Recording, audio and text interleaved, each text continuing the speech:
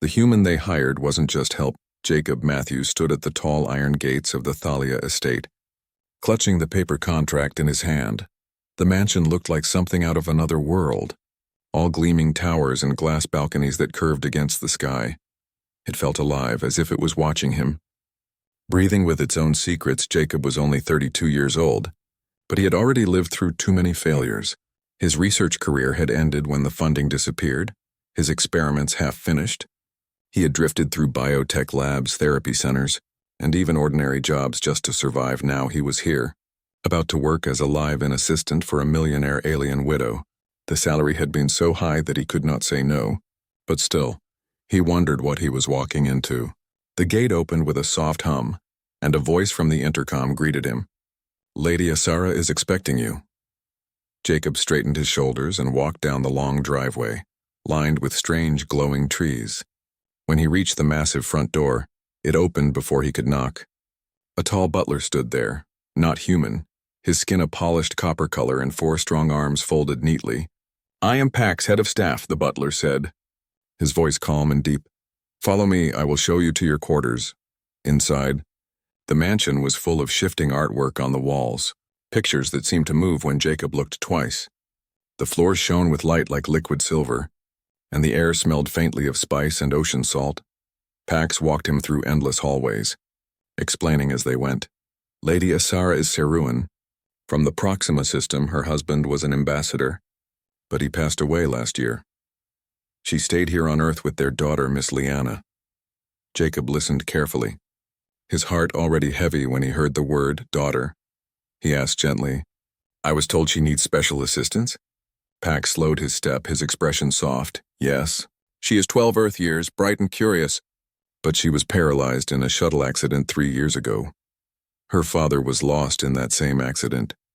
Lady Asara tried every doctor across worlds, but nothing worked." They reached Jacob's new room, a large space with a bed, desk, and screens full of alien tech. It looked more like a lab than a bedroom, though it was comfortable after a short rest. Pax led him to meet Liana. Her room was full of light and color, holograms spinning in the air, stacks of books piled high, and small science projects on the floor. Liana sat near the window in a hovering wheelchair, her skin pale blue, her hair silver, floating like it belonged to the stars. Her eyes were big, bright, and far too wise for her age. "You're the new assistant?" she asked, her voice musical but sharp. "The last one quit because I corrected his physics." Jacob laughed softly. "Then maybe you can correct mine too." Her serious face cracked into a grin. "I like you already." On the side of her chair was a slim exoskeleton frame. "High technology but incomplete. Can you help me with this?" she asked, touching the machine. "The technicians adjusted it yesterday, but it still does not work." Jacob bent to study it, his eyes narrowing. The wiring was complex, but something felt wrong. "Who built this?" he asked. "The best doctors on 3 planets," a voice answered from the doorway. Jacob turned quickly, and there she was, Lady Asara. She was taller than him, her skin a deeper shade of blue, her silver-white hair tied back. Her violet eyes seemed to look through him. Strong and cold at first, Jacob almost forgot to breathe. She carried herself like royalty even in a plain dress. "Lady Asara," he said, bowing slightly. "Thank you for this opportunity." She studied him a long moment, then spoke. "Your records are impressive, but my daughter needs someone persistent, not someone who leaves after 2 weeks." "Mom," Liana interrupted with a sigh. "You scared the others away?" A flicker of a smile passed over Asara's lips, then was gone. "Dinner is at 7, she said. "Liana will show you her routine." When she left, Jacob turned back to the exoskeleton. "May I?" he asked. Liana nodded, her eyes full of hope.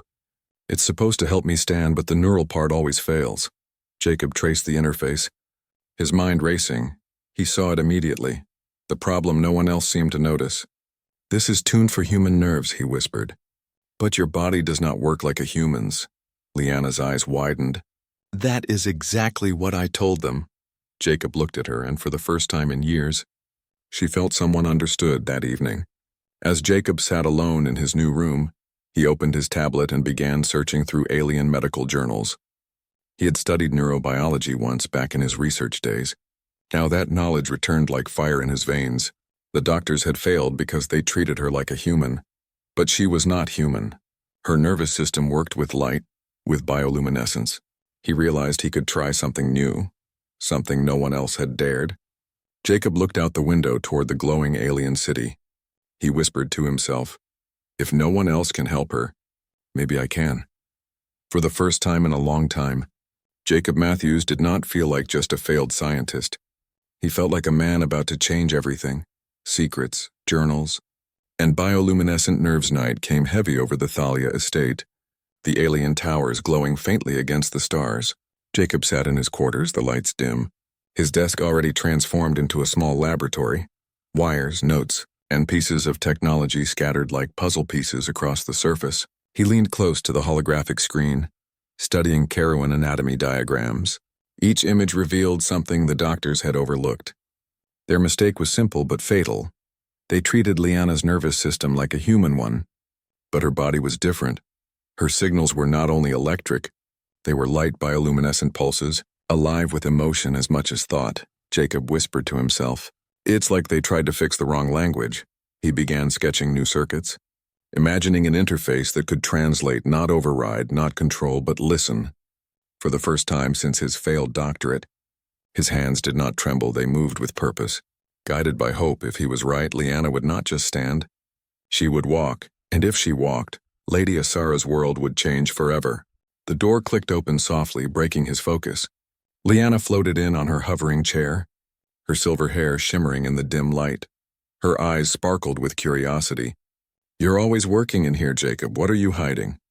Jacob quickly shut down the screen, his heart racing. "Just research," he said, forcing a calm smile. "Shouldn't you be at your music lesson?" "Cancelled," she replied, rolling closer, her gaze sharp. Her eyes fell on the scattered tools, on the glowing circuits. "That looks like neural wiring," she said softly. "Are you building something?" Jacob hesitated, then leaned forward, his voice low. "Can you keep a secret, Liana?" Her face lit up with excitement. "From Mom?" "Absolutely." He pulled up the design, showing her the strange curves and glowing lines. "This is a different kind of interface," he explained. "The doctor's built for humans.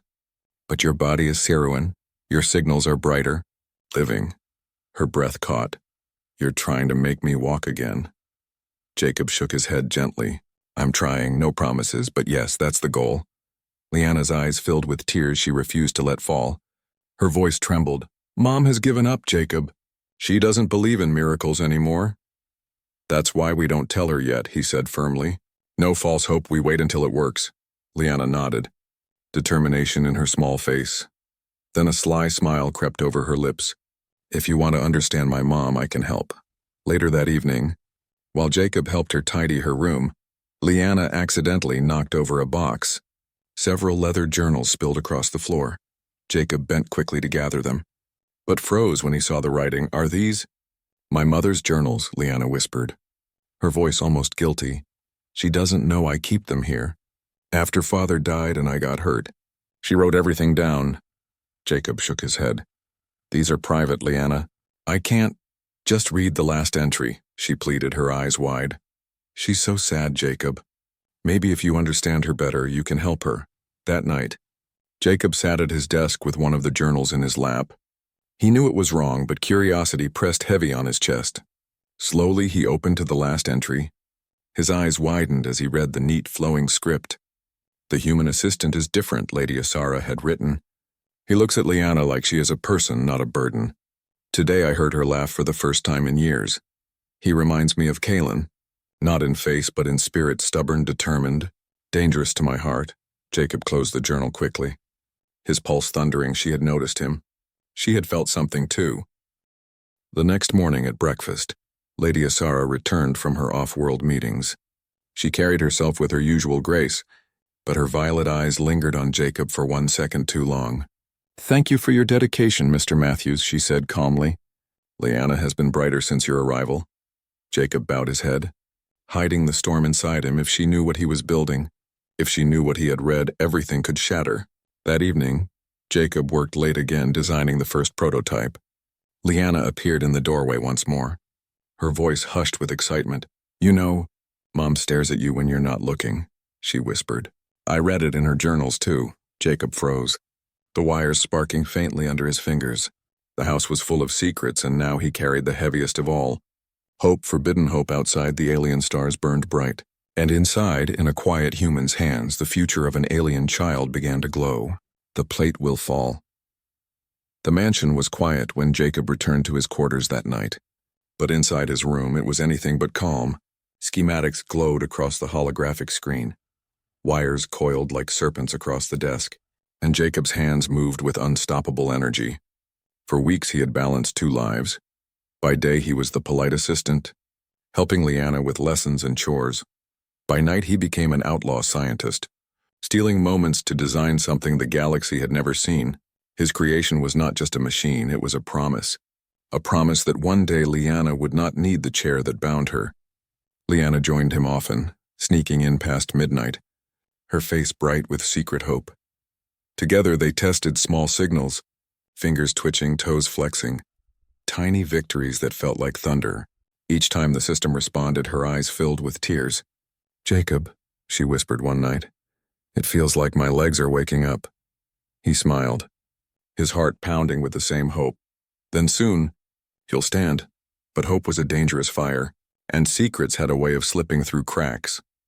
Jacob knew if Lady Asara discovered their hidden project too soon, she might shut it down, not because she was cruel, but because she feared disappointment. She had been promised miracles before, and every time they turned to ashes, so Jacob worked faster, pushing the design toward one moment, one test that could never be denied. At last the day arrived, the prototype was ready, slimmer and more graceful than any exoskeleton before. Jacob helped Liana into the device in the mansion's medical suite, his hands steady but his heart racing. The system hummed with energy, soft blue lights pulsing along her legs. "All right," Jacob said, "just think about standing." "Nothing more." Liana closed her eyes, her small face glowing with determination. Slowly, impossibly, her legs responded. She rose trembling but upright, standing tall for the first time in 3 long years. Tears streamed down her cheeks. "I'm standing, Jacob. I'm really standing." His throat tightened, but he kept his voice calm. Now one more step. With effort, she moved forward 1 foot then the other. The sound of her footsteps echoed like a heartbeat through the empty room. Jacob supported her but did not carry her. This was her victory, not his. For hours they practiced, each step stronger than the last. When Liana finally sat again, she looked at him with fire in her eyes. "I want to show her," she whispered. "I want to walk to my mother." Jacob hesitated, but her resolve was unshakable. He nodded. "Then tonight, we give her the miracle she stopped believing in." Evening came, and the estate filled with the quiet rhythm of routine. Lady Asara returned from her meetings, carrying a box of food from the human city. Her heels clicked against the marble floor, her violet eyes weary. "Liana, Jacob," she called softly, "I brought dinner from that place you love." She turned the corner into the grand hallway, balancing a plate in her hands. At that exact moment, Liana stepped forward, her long dress hiding the exoskeleton beneath. Her voice trembled with joy. "Mom, look at me." Asara froze. The plate slipping from her hands, it crashed to the floor, food and porcelain scattering in 1,000 pieces. Her breath caught in her throat, her eyes wide with shock. "Liana," she whispered, "you're walking." Her daughter took another step, then another, her silver hair glowing under the lights. Tears streamed down both their faces. "It's Jacob," Liana said proudly. "He built this for me." He understood what the others never did for a moment. Lady Asara could not move, could not breathe. Her world had shattered and rebuilt itself in the space of 3 heartbeats. She dropped to her knees, arms outstretched. And Liana stumbled into her embrace. Mother and daughter clung to each other, sobbing, shaking, alive with joy behind them. Jacob stood silently, his heart heavy with both triumph and fear. Because he knew one truth: this miracle would not remain a secret for long. Hope has enemies. The shattered plate was still on the marble floor when the mansion began to change. Servants whispered in corridors. News spread like fire through dry grass, and by the next morning, half the estate seemed to know that Liana had walked. Lady Asara sat silent in her private study, her violet eyes fixed on Jacob with a mixture of wonder, gratitude, and anger. "You gave me back my daughter," she said softly. "But you did it in secret behind my back." Jacob lowered his gaze, his chest heavy. I wanted to be sure, he answered. I couldn't bear to give you false hope. Asara's skin glowed faintly, patterns of light beneath her blue surface shifting like waves. Saruans do not separate intent from action, she whispered. You hid something that changed everything. Her words cut deep. But beneath them, Jacob sensed something else, not rejection, but fear.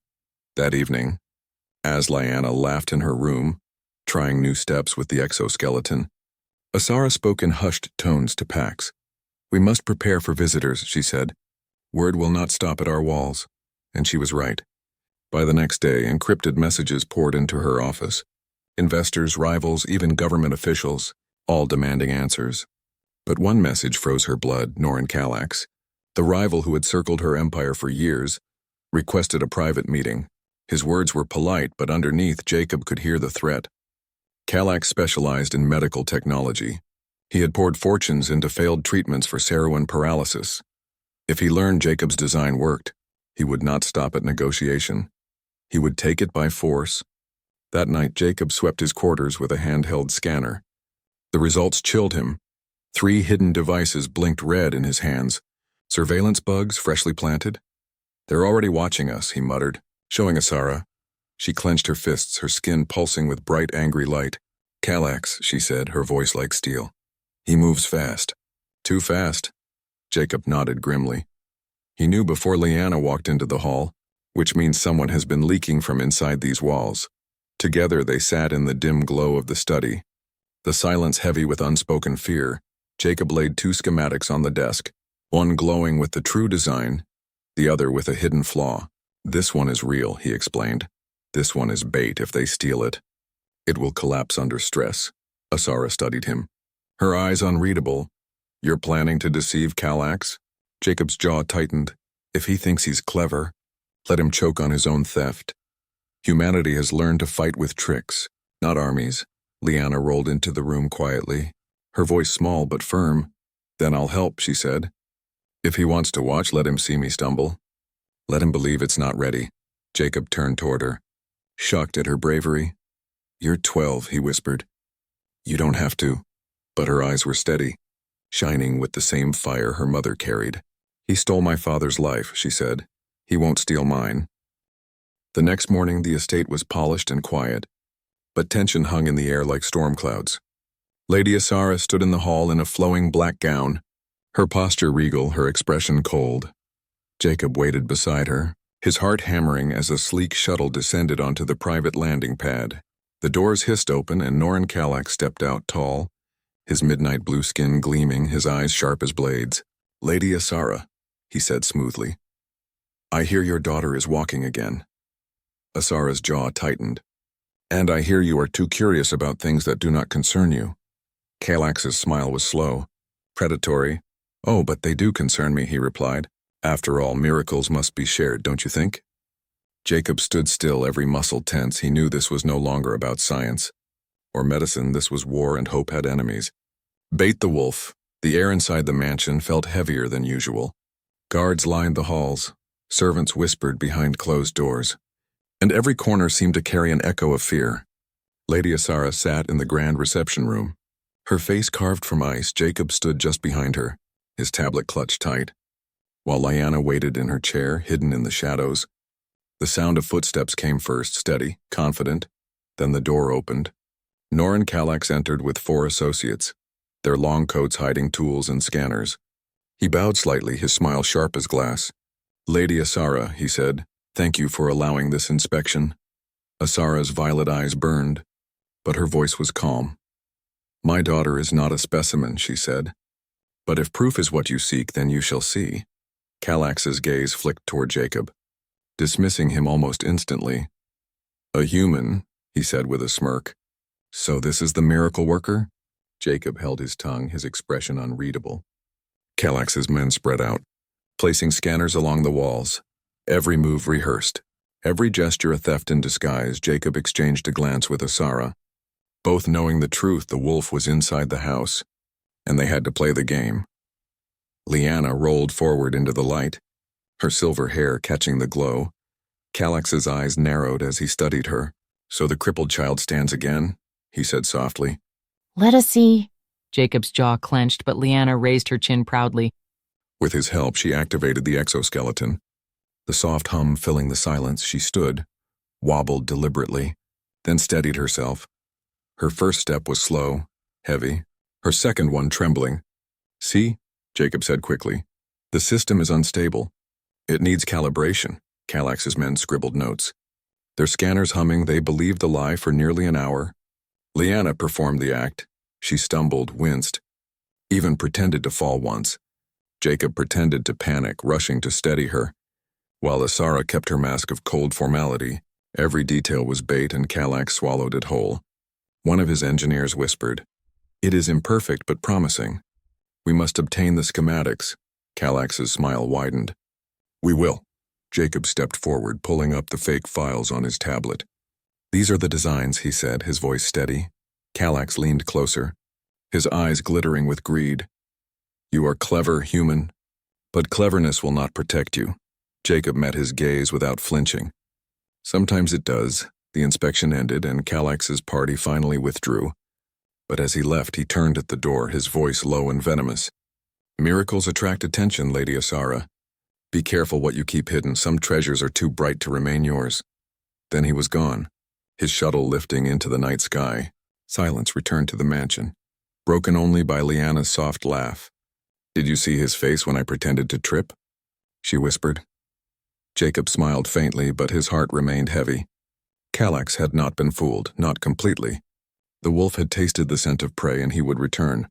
That night, Jacob sat alone in his quarters. He held both sets of schematics in his hands. The real and the false. He thought of Leanna's courage, Asara's trust, and Kallax's threat. The stakes were no longer just about one girl walking. Now they were about survival, about enemies who would kill for what he had built. Jacob whispered into the dark, "If it's war they want, it's war they'll get." The night of shadows, the mansion slept under a silent sky, its towers glowing faintly like watchful eyes. But Jacob did not sleep. He sat in the dark of his quarters, the false schematic sealed in one file, the true design hidden in another. On his wrist, a device hummed softly, a human invention patched together from scraps of alien tech.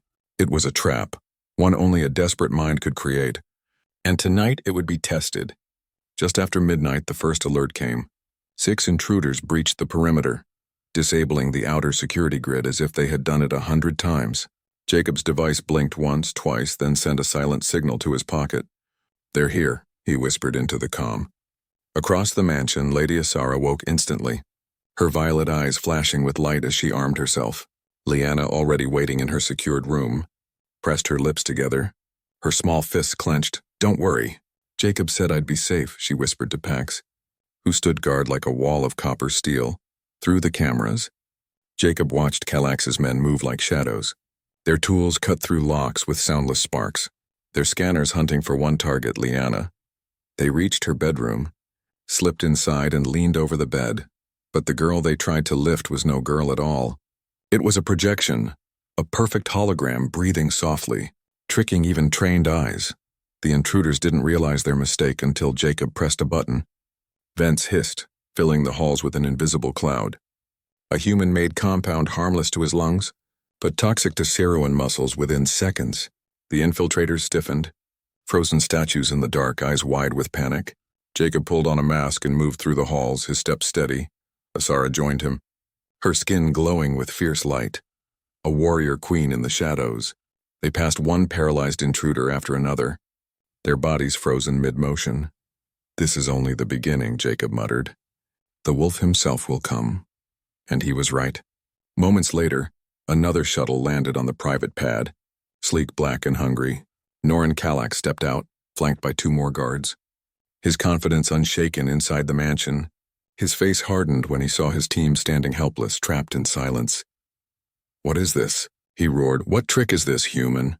Jacob appeared from the shadows, calm, steady, mask hiding his face. "It's not a trick," he said. "It's a lesson.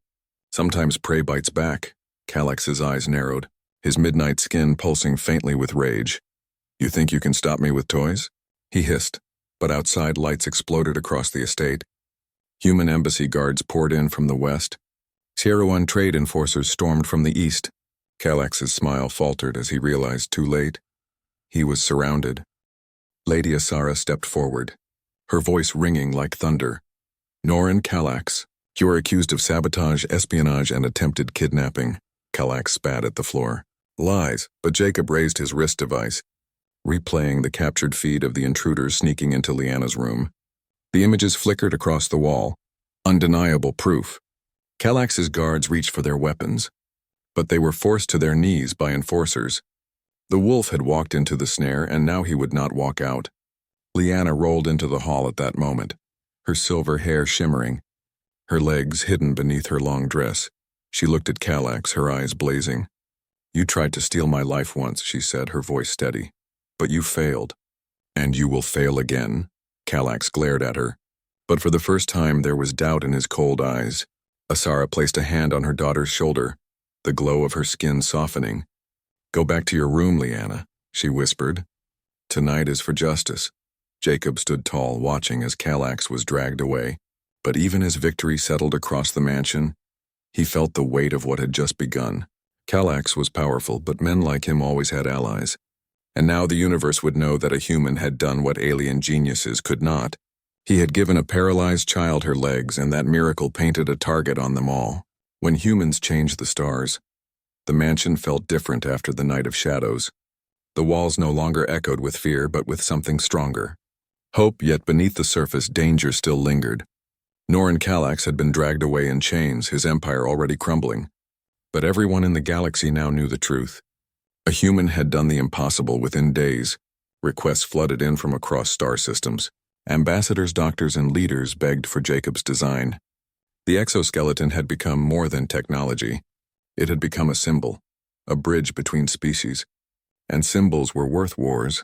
Lady Asara stood on the terrace with Jacob, the twin suns rising over the valley. Her violet eyes searched the horizon as if expecting more enemies to come. You have changed everything, she whispered. Not just for my daughter, but for our people. Jacob leaned on the railing, his gaze steady. I didn't mean to change the galaxy, he said quietly. I only wanted to help one child. Asara turned to him, her skin glowing faintly in the dawn light. That is why it matters, she said. Because you cared when others gave up. Inside the garden, Leanna practiced walking, her steps stronger each day. She laughed when she stumbled, then stood taller each time she rose. Her spirit filled the mansion like music. Jacob watched her with quiet pride. In her he saw not just recovery but the future, a reminder that miracles were born from persistence. Not perfection, but peace never lasted long. Encrypted reports arrived from Asara's contacts. Other corporations were already studying the footage, already chasing the secrets Jacob had uncovered. Some wanted to buy, some wanted to steal, and some wanted to destroy. Asara placed the reports on Jacob's desk, her voice hard. You are not just a house assistant anymore, she said. You are a target. Jacob looked at her, then at Leanna, and shook his head. No, he said firmly, I am family, and families fight together. That night, under the glow of alien stars, Asara spoke softly. In Saruan custom, to bond with another is to tie fates together forever. Her hand brushed his, her skin warm and bright. Will you tie your fate to ours, Jacob Matthews? His answer was simple. Yes. Leanna caught them on the terrace, her silver hair dancing in the breeze. So, she said with a grin, does this mean I finally get to call you Dad? Jacob laughed, his eyes misting. Yes, it does, he whispered, pulling her close. The three of them stood together, not just mother and daughter and stranger, but something stronger, a family forged in fire and hope. The universe would not stop hunting them. But Jacob was no longer just one human against impossible odds. He was a father, a partner, and a builder of miracles, and sometimes that was enough to shake empires as the suns rose higher. He thought back to the moment it had all changed, a plate slipping from alien hands, shattering against marble, a mother seeing her daughter walk again, a human standing quietly in the background, proving that willpower could outshine genius. He smiled to himself. Sometimes all it took to change the stars was one determined human who refused to give up.